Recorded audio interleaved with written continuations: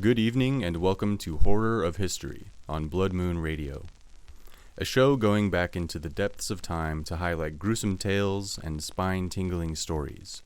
Be sure to check back each week for a new frightening fable and to subscribe to be notified when it is unearthed. I'm your host, and tonight's tale is titled A Baby Tramp by Ambrose Bierce. So turn off the lights, draw the curtains, and tuck in your kitties. If you had seen little Joe standing at the street corner in the rain, you would hardly have admired him. It was apparently an ordinary autumn rainstorm, but the water which fell upon Joe, who was hardly old enough to be either just or unjust, and so perhaps did not come under the law of impartial distribution, appeared to have some property peculiar to itself. One would have said it was dark and adhesive, sticky, but that could hardly be so, even in Blackburg, where things certainly did occur that were a good deal out of the common. For example, 10 or 12 years before, a shower of small frogs had fallen, as is credibly attested by a contemporaneous chronicle, the record concluding with a somewhat obscure statement to the effect that the chronicler considered it good growing weather for Frenchmen. Some years later, Blackburg had a fall of crimson snow. It is cold in Blackburg when winter is on, and the snows are frequent and deep. There can be no doubt of it.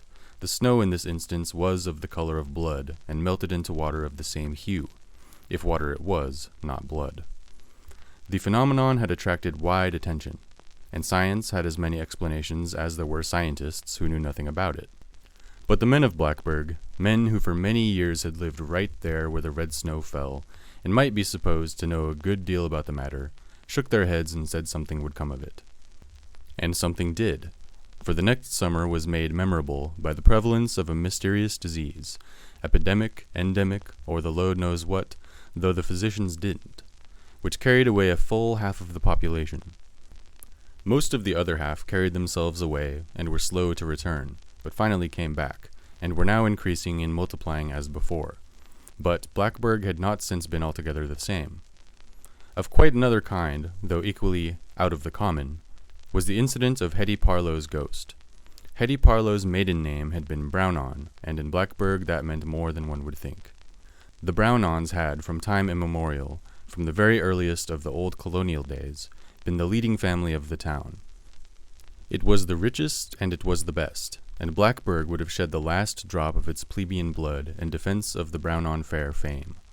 As few of the family's members had ever been known to live permanently away from Blackburg, although most of them were educated elsewhere and nearly all had traveled, there was quite a number of them.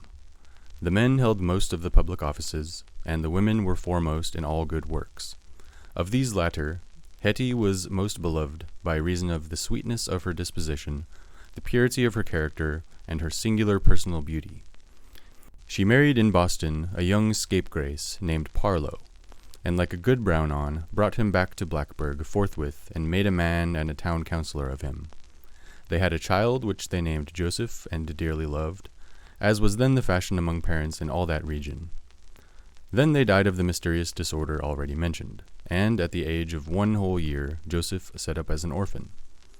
Unfortunately for Joseph, the disease which had cut off his parents did not stop at that. It went on and extirpated nearly the whole Brownon contingent and its allies by marriage, and those who fled did not return. The tradition was broken. The Brownon estates passed into alien hands, and only the Brownons remaining in that place were underground in Oak Hill Cemetery, where, indeed, was a colony of them powerful enough to resist the encroachment of surrounding tribes and hold the best part of the grounds. But about the ghost.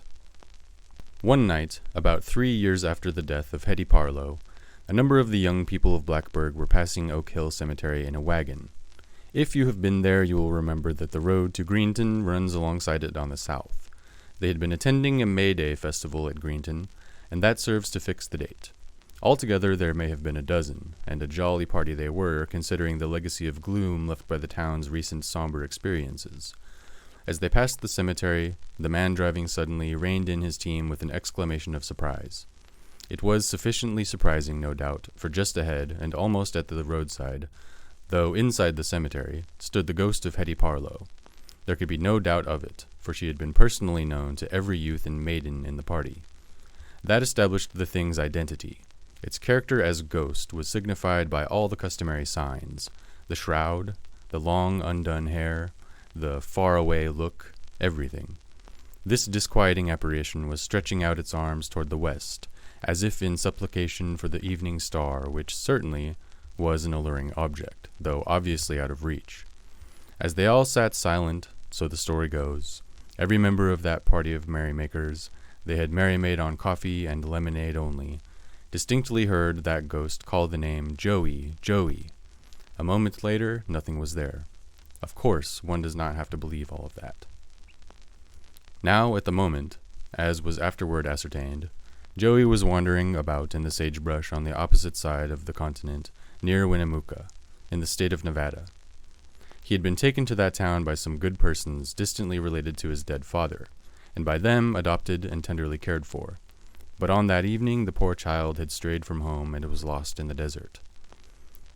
His after-history is involved in obscurity, and has gaps which conjecture alone can fill. It is known that he was found by a family of Paiute Indians, who kept the little wretch with them for a time and then sold him. Actually sold him for money to a woman on one of the eastbound trains, at a station a long way from Winnemucca. The woman professed to have made all manner of inquiries, but all in vain. So, being childless and a widow, she adopted him herself. At this point of his career, Joe seemed to be getting a long way from the condition of an orphanage. The interposition of a multitude of parents between himself and that woeful state promised him a long immunity from its disadvantages. Mrs. Darnell, his newest mother, lived in Cleveland, Ohio, but her adopted son did not long remain with her. He was seen one afternoon by a policeman, new to the beat, deliberately toddling away from her house, and being questioned answered that he was a-doin' home.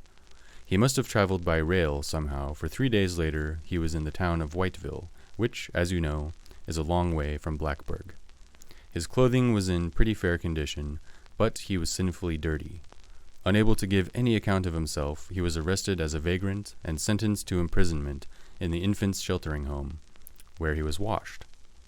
Joe ran away from the infants' sheltering home at Whiteville, just took to the woods one day, and the home knew him no more forever. We find him next, or rather get back to him, standing forlorn in the cold autumn rain at a suburban street corner in Blacksburg. And it seems right to explain now that the raindrops falling upon him there were really not dark and gummy. They only failed to make his face and hands less so. Joe was indeed fearfully and wonderfully besmirched, as by the hand of an artist. And the forlorn little tramp had no shoes. His feet were bare, red, and swollen, and when he walked, he limped with both legs. As to clothing, you would hardly have had the skill to name any single garment that he wore, or say by what magic he kept it upon him. That he was cold all over and all through did not admit of a doubt. He knew it himself. Anyone would have been cold there that evening, but for that reason no one else was there. How Joe came to be there himself, he could not for the flickering little life of him have told, even if gifted with a vocabulary exceeding 100 words. From the way he stared about him, one could have seen that he had not the faintest notion of where, nor why, he was. Yet he was not altogether a fool in his day and generation. Being cold and hungry, and still able to walk a little by bending his knees very much indeed, and putting his feet down toes first, he decided to enter one of the houses which flanked the street at long intervals and looked so bright and warm. But when he attempted to act upon that very sensible decision, a burly dog came browsing out and disputed his right. Inexpressibly frightened, and believing, no doubt, with some reason too, that brutes without meant brutality within, he hobbled away from all the houses, and with grey, wet fields to right of him, and grey, wet fields left of him, with the rain half blinding him, and the night coming in mist and darkness, held his way along the road that leads to Greenton. That is to say, the road leads those to Greenton who succeed in passing the Oak Hill Cemetery. A considerable number every year do not. Joe did not. They found him there the next morning, very wet, very cold, but no longer hungry. He had apparently entered the cemetery gate, hoping, perhaps, that it led to a house where there was no dog, and gone blundering about in the darkness, falling over many a grave, no doubt, until he had tired of it all and given up. The little body lay upon one side, with one soiled cheek upon the soiled hand, the other hand tucked away among the rags to make it warm. the other cheek washed clean and white at last, as for a kiss from one of God's great angels. It was observed, though nothing was thought of it at the time, the body being as yet unidentified, that the little fellow was lying upon the grave of Hetty Parlow. The grave, however, had not opened to receive him. That is a circumstance which, without actual irreverence, one may wish had been ordered otherwise.